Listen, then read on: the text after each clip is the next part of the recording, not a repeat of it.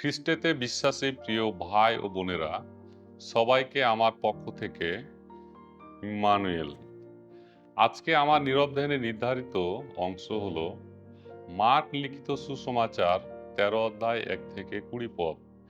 এই অংশ থেকে আমরা দেখি, যখন শিষ্যরা মন্দিরের জাঁকজমক দেখে মুগ্ধ হয়, তখন প্রভু যীশু তাদের বলেন, এক সময় আসবে যখন এই মহৎ মন্দিরের একটি পাথরও আরেকটির উপর থাকবে না, এইগুলো সবই ধূলিসাৎ হয়ে যাবে। এখানে যীশু খ্রিস্ট আমাদের একটি গভীর সত্য শিখাচ্ছেন।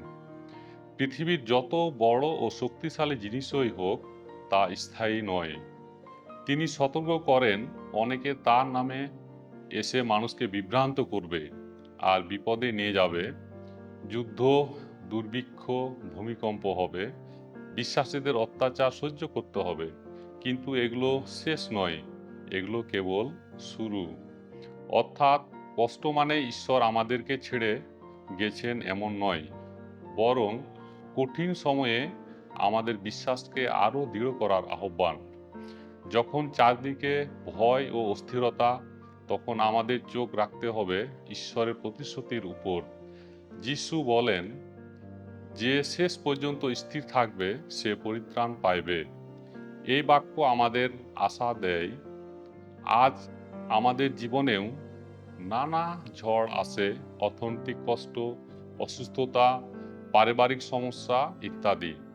কিন্তু এই অংশ আমাদের স্মরণ করিয়ে দেয়, পৃথিবীর কাঠামো ভেঙে পড়লেও ঈশ্বরের বাক্য ভেঙে পড়ে না বা কখনো শেষ হবে না।